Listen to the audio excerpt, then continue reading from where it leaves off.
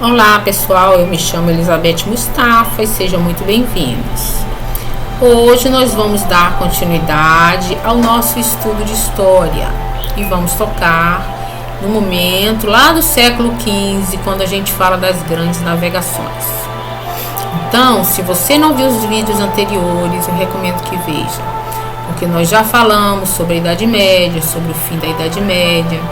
Nós já falamos sobre o renascimento cultural, científico, o renascimento das cidades, a formação da classe da burguesia nos burgos, que são cidades medievais, que surgiram a partir das cruzadas, não é? E as cruzadas também tem algo muito importante a ser relatado, que é o embate dos cristãos com o povo do Islã.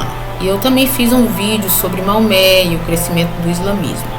Nesse vídeo é importante a gente saber dessas questões, porque a gente vai falar do crescimento do islamismo na Europa, não é?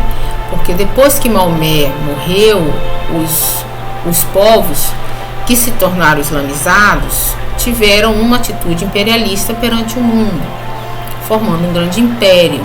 E cada império, cada local que esse povo se estabeleceu, eles tornaram os povos da sua religião. O império que o Islã desenvolveu nesse período é tão grande e tão importante quanto o Império Romano na época da Antiguidade, a Península Ibérica.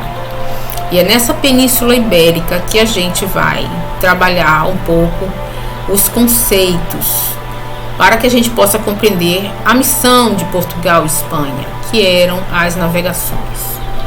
Eu não sei se vocês lembram, mas eu sempre trago nos meus vídeos uma reflexão acerca da espiritualidade e da atuação que Deus e seus missionários sempre atuam na vida das pessoas e também na história da humanidade. E aqui neste vídeo não será diferente.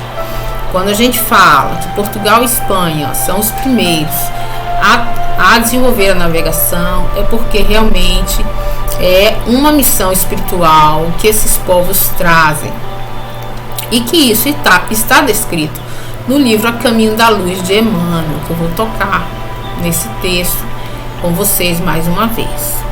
Então vamos começar compreendendo alguma coisa. Veja só, quando o Islã desenvolveu-se e tomou Portugal e Espanha, os povos que viviam ali ainda não eram estados nacionais como nós conhecemos hoje, porque o feudalismo era uma Europa toda desagregada, toda fragmentada em pequenas localidades, onde os senhores feudais tinham ali a sua estrutura montada a partir das doações que eles tiveram dos reis, isso lá no feudalismo. E agora, com o fim do feudalismo, os reis, eles tentam buscar novamente o seu poder. Só que os reis não têm poder e eles não têm riquezas. É a burguesia, com acúmulo de capitais, com entesouramento de ouro e prata, que começa a ter poderio econômico. Então, nesse período, os reis e a burguesia se aliam e fazem essas alianças, vão tornando o rei mais fortalecido e os estados começam a retomar uma estrutura mais unificada, uma unificação maior. Cada local, cada país nesse momento vai ter sua história individualizada e cada localização aí na Europa vai se desenvolver de forma diferente. Nós vamos ter a nosso olhar a Portugal e Espanha, o reino de Castela, Aragão, Leão e Navarra. São 4 reinos que estavam fortalecidos aí nesse período na Península Ibérica, quando os muçulmanos travavam grandes batalhas de ocupação. E a Península Ibérica resistia muito fortemente, expulsando os muçulmanos daquela região, porque nós sabemos também que a Igreja Católica em Espanha e Portugal era muito forte. E o povo do islamismo, quando chega a ocupar os territórios, eles impõem a religião. E essa é uma luta religiosa também. Quando a gente fala que a burguesia está interessada nos tesouros, no crescimento, no desenvolvimento, é verdade, a gente sabe disso. Só que a gente não pode descartar essa questão religiosa, de domínio do Islã pelo território, na imposição da lei de Maomé, e também a resistência daqueles que moravam naquelas regiões e viveram muitos anos mesmo, na resistência àquele que queria tomar a cidade e enfrentar o cristianismo, que era muito forte. Então a gente vai ter um momento muito importante. O primeiro a se unificar é Portugal. E o fato dele ter sido o primeiro vai ter uma grande influência nas grandes navegações. Vai ser muito importante a unificação de Portugal sendo o primeiro. Portugal, o rei de Portugal, que não tinha muito apoio da burguesia. E a burguesia se uniu ao povo e alguns nobres e colocou Dom João I, que era o mestre de Avis, não é, como rei. Foi declarado a partir de muitas guerras, a partir de muita negociação. O rei Dom João I foi declarado o rei de Avis. Era um mestre, ele era um nobre da dinastia dos Braganças, e que depois a gente também vai ter essa dinastia aqui com Pedro I, só que o nosso Pedro I é o Pedro IV para Portugal. Então o Dom João, ele tinha um filho muito importante para a gente refletir agora sobre as navegações, que era o infante Dom Henrique. O infante Dom Henrique foi o criador da escola de Sagres, uma escola de navegação. E o infante Dom Henrique, infante quer dizer é um filho que não é o primogênito, é um filho sem herança. Ele era um nobre, teólogo, da moral muito elevada, muito imaginativo, e que fez uma defesa de navegação para os povos de Portugal. Se não fosse ele, o estimulador, incentivador, talvez Portugal não tivesse tido esse sucesso todo que foi nas grandes navegações. O pioneiro e o que trouxe muita riqueza para Portugal, tornando eles também, no período colonial, um dos países mais poderosos do mundo, não é? O reino de Espanha já foi um pouco diferente.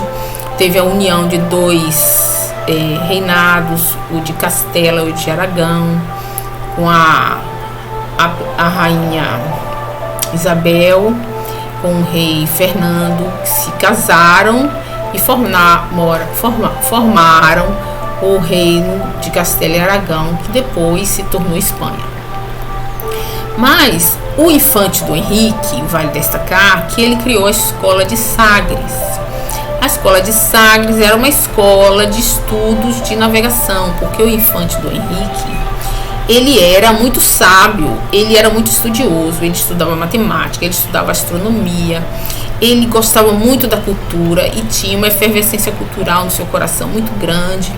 E ele reuniu nessa escola pessoas com o mesmo ideal, o ideal de navegadores, porque eles eram navegadores desde a infância, muitos deles. Eles faziam, as pessoas que se reuniam nessa escola de navegação, na escola de Sagres, eram sábios navegadores de famílias antigas, de comerciantes, e eles já eram navegadores antes, e eles queriam aperfeiçoar a navegação. Eles construíam mapas, não é? Um estudo de desenvolver a navegação através das estrelas. Eles desenvolveram também instrumentos para a navegação, aperfeiçoando algumas técnicas que vieram das Índias, que vieram da China, que vieram trazidos pelos próprios povos que eram navegadores também, os árabes. Então eles aperfeiçoaram a bússola, aperfeiçoaram o astrolábio, que é um instrumento de navegação também muito importante para a época. Eles aperfeiçoaram a cartografia, a partir da astronomia. Eles, nesse período, eles conseguiam já compreender o que era os meridianos, eles sabiam se navegar pelos meridianos, eles sabiam já a existência do Equador, da linha do Equador. Então, foi na escola de Sagres que isso tudo se desenvolveu com muita força. Inclusive, foi na escola de Sagres que a engenharia náutica foi muito importante, porque eles criaram um barco diferente daqueles que navegavam no Mediterrâneo. Eram o caso das caravelas. A construção das caravelas era um barco de forma mais arredondada, que navegava nas áreas mais rasas, mais próxima à costa, e trazia as velas triangulares. É a mesma que a gente viu aqui. Fizeram aqui no Brasil uma réplica, né, da caravela que veio para cá.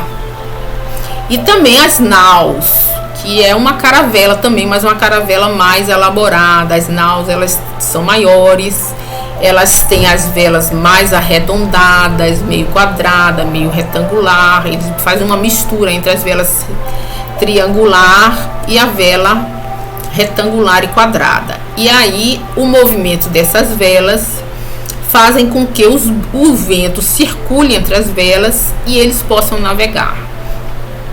E também esse invento foi muito importante na época, porque até hoje estudiosos nas grandes universidades estudam para saber como foi construído aquelas embarcações, porque até hoje não se sabe como a embarcação feita naquela época, que tipo de juntas eles faziam, que tipos de isolamento entre as tábuas eles faziam, que tipos de vedação eles faziam. Isso até hoje se estuda e não se sabe qual era o segredo dessas naus resistirem aos ventos e às marés.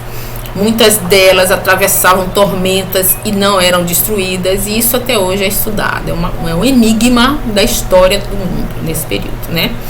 Então a gente vai ter essa questão aí na escola de Sagres como um grande momento da história, um grande momento da tecnologia náutica que a história atual ainda está por descobrir. Ainda tem estudiosos, historiadores que tiram conclusões a partir dos naufrágios, num estudo constante ao estilo da pesquisa de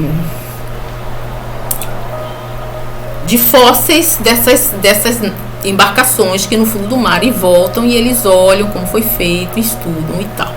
Inclusive aqui no livro A Caminho da Luz, o infante Dom Henrique é colocado como um dos missionários da época que foram enviados por Deus mesmo para este trabalho, não é?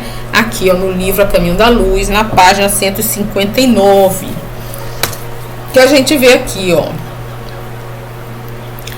todo o esforço de regeneração efetuava-se sobre o seu olhar misericordioso e compassivo, derramando sua luz em todos os corações. Ela está falando de Jesus, que estava acompanhando misericordiosamente todos os povos, e neste período também isso existe. Aqui, a orientação da personalidade de Henrique de Sagres, incumbido de grandes e proveitosas realizações, fundam-se escolas de navegadores que fazem ao grande oceano em busca de terras desconhecidas. Então ele está colocando aqui Henrique de Sagres como um missionário incumbido verdadeiramente de orientar essas escolas, não é? A escola de navegação, para que esses feitos fossem realizados nesse período. Porque nesta época, imagine só, o mapa que era conhecido era um mapa que começava lá em Portugal e terminava lá na China, não é? Porque era só esse o mapa a Europa e a África e até a China. Então o mundo acabava em Portugal. O Portugal era como se fosse o fim do mundo, principalmente porque algumas pessoas naquele período imaginavam que o mar, o Oceano Atlântico, era um perigo imenso navegar, porque eles ao olhar o horizonte imaginavam que as naus, quando chegasse no final do horizonte, elas iam despencar como se estivesse numa cachoeira e morrer, porque a terra na mente deles era plana. A terra era plana e além dos navegadores caírem no barranco do mar, lá no fundo, no fosso, no final do horizonte, existiam monstros devoradores de naus, porque algumas caravelas que viajavam não voltavam. Então eles diziam, eles foram devorados pelos monstros do mar, ou eles se perderam, né, nos redemoinhos que existem no mar, que devoram as naus. Então existia esse misticismo. Apesar de Copérnico já ter falado sobre a Terra ser redonda, Copérnico, inclusive na Idade Média, questionou a teoria geocentrista da Igreja Católica, fundando o pensamento heliocêntrico, porque a Igreja Católica dizia que a Terra era o centro do universo e todos os planetas giravam em torno da Terra. E Copérnico negou essa teoria, falando que a Terra gira em torno do Sol, que a Lua contorna a Terra marcando dias e noites, marcando um dia, não é? E que o ano é marcado pelo Sol, pela Terra em torno do Sol, como nós compreendemos hoje. Inclusive hoje nós sabemos muito mais do universo do cosmos. Nós sabemos que a Via Láctea não é a única, não é a única galáxia, e que o universo é infinito e está se expandindo. Então, conhecimento de astronomia, de astrologia cósmica que nós temos hoje é tamanha muito grande, e há ainda quem diga hoje que a Terra é plana. Então, nesse período se acreditava também que a Terra era plana e que existia esse problema, não é, nas navegações. Só que um homem muito importante para a gente, muito obstinado desse período também, que a gente não pode esquecer de falar dos navegadores, que cada um veio com a missão clara de desenvolver esse momento para que o novo mundo fosse conhecido, que hoje é a atual América, né?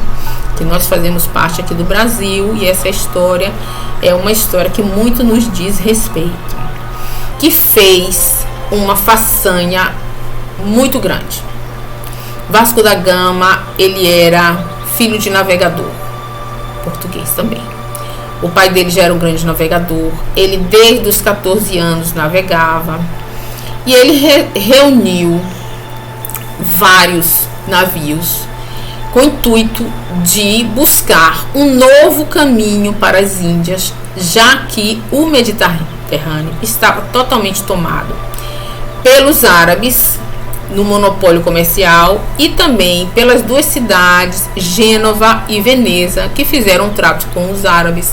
E toda vez que passava ali uma outra embarcação que não fosse nem italiana nem árabe, recebia não só retaliação bélica, como também teria que pagar muitos impostos. Então Portugal resolveu fazer um trabalho de buscar uma nova rota pelas Índias.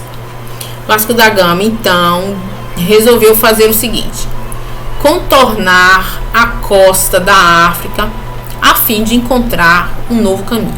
Ele imaginava que, já que tem essa passagem aqui, a primeira passagem ali perto de Ceuta, que já estava dominado pelos portugueses, nós vamos aqui procurar descendo a embarcação, contornando próximo à costa, até que a gente ache um caminho para as Índias. E verdadeiramente ele achou. Quando ele chegou lá embaixo, na costa da África, ele encontrou o Cabo das Tormentas. Era assim chamado, porque poucas embarcações atravessavam aquele local sem naufragar. Até hoje tem muitas embarcações naufragadas ali, desse período. Mas como Vasco da Gama tinha uma tecnologia mais elaborada, a partir dos estudos da Escola de Sagres, a partir da engenharia mais elaborada, mais com a tecnologia aprimorada para aquela época, que era o caso das caravelas, Vasco da Gama atravessou e encontrou o caminho para as Índias nesse período. Foi um período muito importante, porque Vasco da Gama, ele atravessou o Cabo da Boa Esperança, como foi chamado depois que ele atravessou, em vez de Cabo das Tormentas, passou a ser chamado Cabo da Boa Esperança. Ele conheceu a costa toda da África, fazendo comércio, inclusive, com os povos da África, e atravessou e foi até as Índias, para Calicut, que era o porto onde ele abarrotou os navios de especiarias, de tecidos e de porcelana, e voltou com esses navios abarrotados. Só que no caminho ele teve que enfrentar uma guerra com os árabes, mas venceu essa guerra.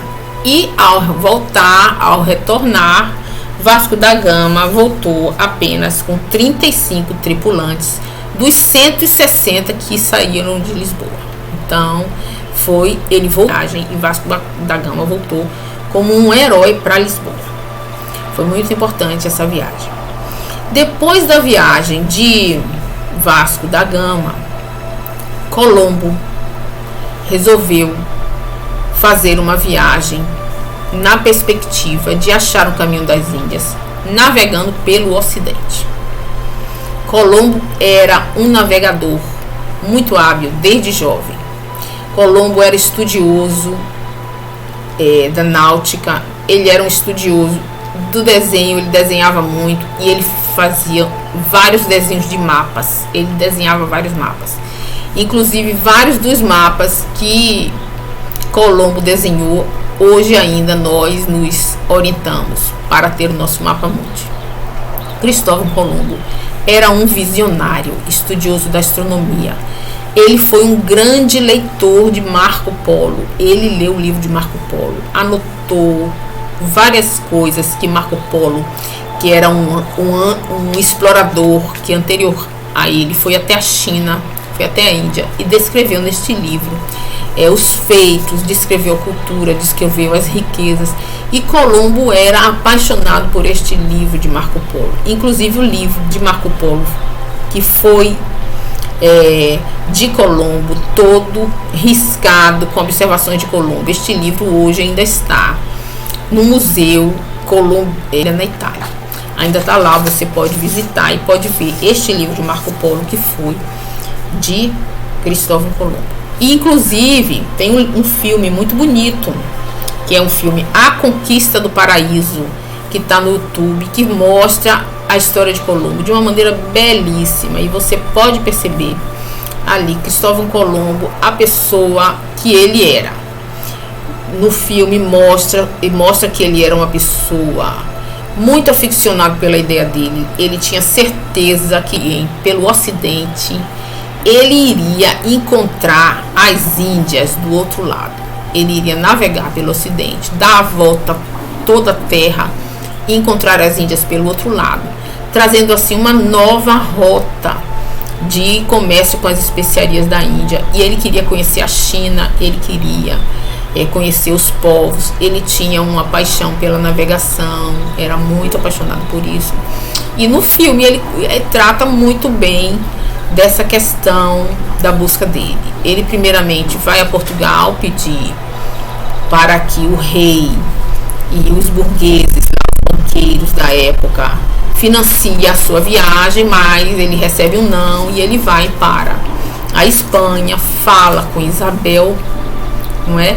E no ano exatamente quando Isabel e Fernando conseguem expulsar o último grupo de árabes da península, e a península está em estado de euforia, de alegria, porque Isabel fez um grande feito de tirar o último reduto islâmico da Espanha, né, da atual Espanha.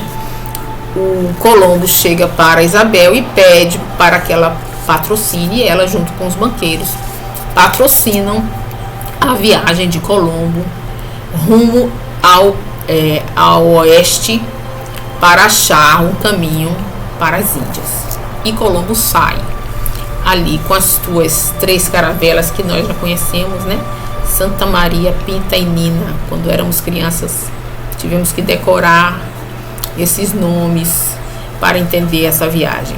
E nessa viagem, nesse filme também, ele mostra que Colombo, de uma forma muito difícil, porque a vivência nos navios não era fácil, muita fome, eles passavam fome, eles passavam sede, porque a água muitas vezes era muito pouca e contaminava, porque eles metiam a mão ali na água, mão suja, e cada um começava a adoecer no barco, e tinha motim dentro do barco, eles se matavam, tinham que se jogar no mar.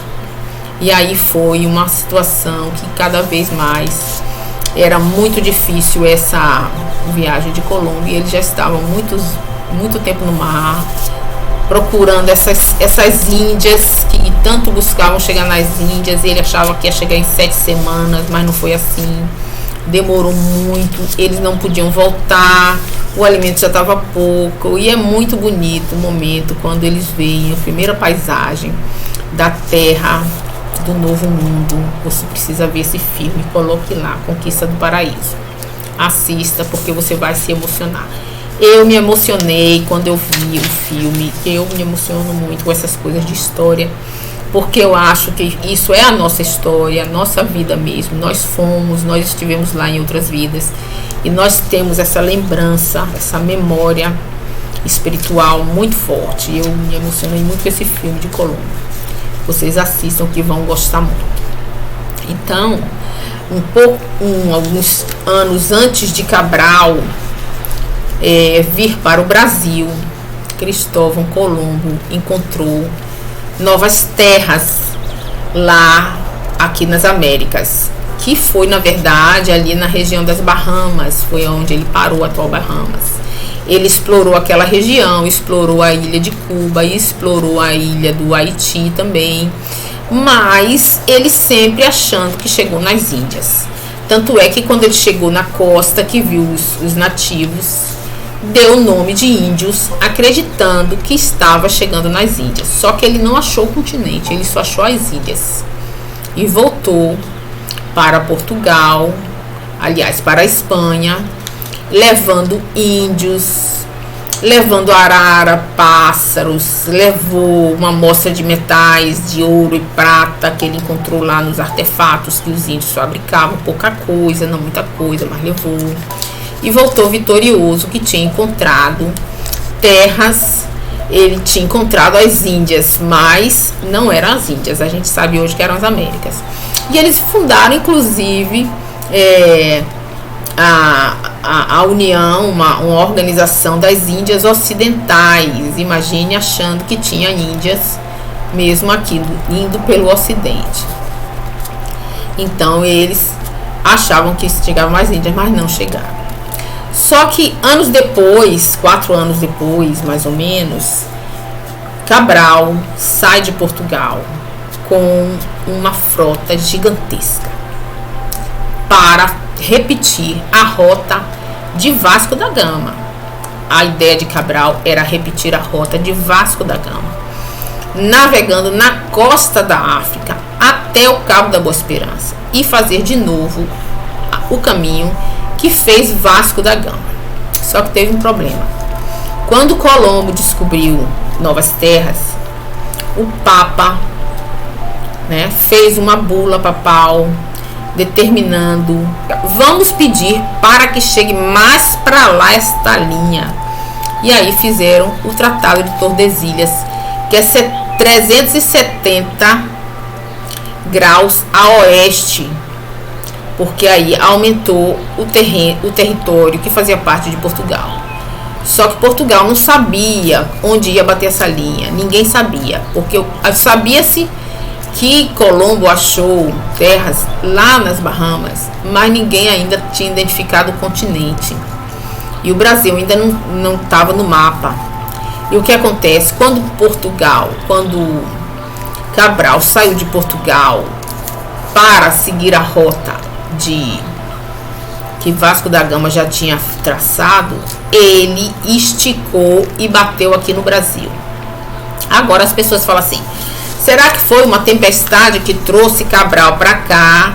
Ou já ciente de que o Tratado de Tordesilhas teria já demarcado as terras, Cabral veio apenas tomar posse? A gente pode caracterizar as duas questões. Baseado em quê? Primeiro, baseado nos estudos náuticos que hoje as pessoas fazem acerca da engenharia das caravelas. Se sabe que as caravelas navegavam com os ventos, e se sabe que os estudos da escola de Sagre determinavam que na área do Equador, na linha do Equador, é necessário avançar um pouco mais a oeste para que as caravelas atravessem, porque ali na linha do Equador os ventos se modificam. E hoje se estuda as marés e os ventos, e eles estudavam as marés e os ventos. Então é provável que Cabral tenha se distanciado um pouco para continuar e também para verificar até 370 graus se haveriam terras que seriam pertencentes a Portugal. E assim o fez. Ele bateu em Porto Seguro e ali ele assinou a carta de ocupação das terras de Portugal a 370 léguas marítimas a oeste, que marcava o Tratado de Tordesilhas. Seguindo dali, ele continuou a rota, atravessou o Cabo da Boa Esperança e seguiu até as Índias. Cabral saiu com uma esquadra de 1.500 pessoas. Quando chegou no Cabo da Boa Esperança, um dos navios desapareceu misteriosamente. 150 pessoas nesse navio, nessa nau, sumiu, desapareceu, que até hoje ninguém sabe que fim levou. Deve ter sido engolido pelas águas turbulentas das tormentas daquela área. E Cabral seguiu adiante. Só que Cabral enfrentou muitos problemas, enfrentou guerras com os árabes, enfrentou tormentas. E quando chegou lá, Cabral saiu com 1.500 pessoas e 13 embarcações e voltou apenas com 500 pessoas.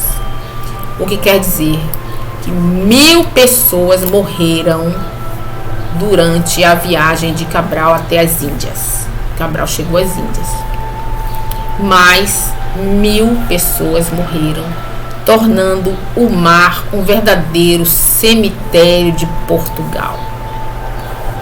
Daí que Fernando Pessoa tem aquele poema muito cantado, muito conhecido, sobre exatamente essa questão do mar ter sido um cemitério português. Ó mar salgado, quanto do seu sal são lágrimas de Portugal. E ele vai tecendo uma ode de lágrimas e lembranças do povo português que perdeu ali mil navegadores e tantas outras naus e tantas outras caravelas se perderam e morreram muita gente ali naquele mar. Aí ele continua, Fernando Pessoa, e no final pergunta: valeu a pena? Tudo vale a pena se a alma não é pequena. Então esses grandes navegadores fizeram muito pelo mundo e trouxeram o novo mundo, que era uma esperança para aquela Europa sofrida de inquisições, de guerras, não é? Nesse período no século XV, a gente vai ter a peste negra, que foi no século XV. A gente vai ter a Guerra dos 100 Anos, que foi no século XV. A gente vai ter também a grande Inquisição, a matança da Inquisição, os protestantes que foram seguidores de Lutero. Tem um vídeo também sobre Lutero muito bom. Também sofrendo muito na Europa. E o novo mundo é a esperança que Deus trouxe para a humanidade naquele período. É tão importante essa época, tão importante.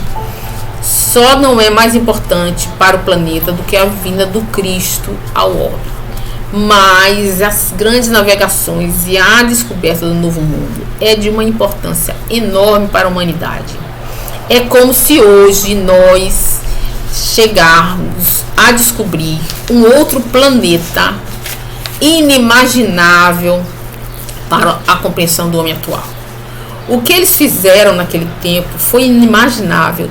Os europeus jamais iriam nem sonhar que iam encontrar um novo mundo com características de natureza tão maravilhosa, como é descrita na carta de Pero Vaz de Caminha, que é a carta daquele que vinha escrevendo o diário dentro das naus de Cabral, que escreveu ao rei de Portugal. É uma carta maravilhosa que a gente tem nos livros de história, qualquer um pode ver.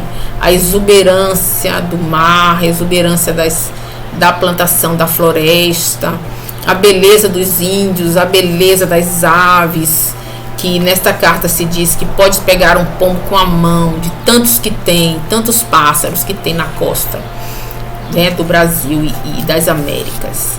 Porém, Colombo, que construiu as Américas, morre sem saber que construiu e descobriu as Américas, porque foi o navegador Américo Vespúcio que depois, contornando a costa brasileira até a Argentina, deu a volta por trás e achou o Oceano Pacífico e deu ao continente o seu nome de América, por causa do navegador Américo Vespúcio. E nós temos todos esses homens que foram verdadeiros heróis para o mundo.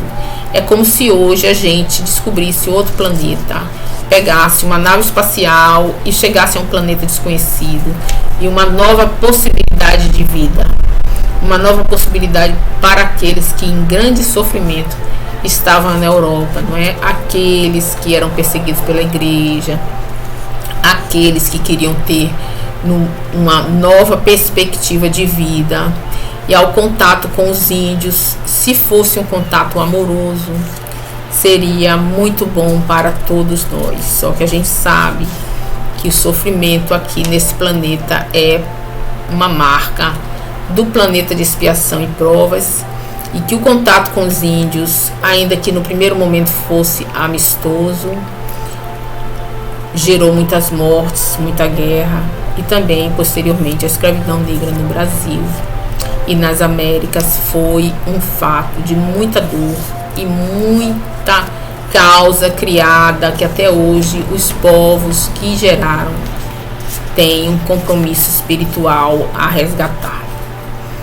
Mas a gente vai fazer uma reflexão sobre esse assunto e depois vamos caminhar para compreender também a nossa história, a formação dos povos das Américas em outro vídeo, que eu espero que vocês acompanhem também e que esse vídeo tenha sido bom para vocês, essa compreensão. Muito obrigada.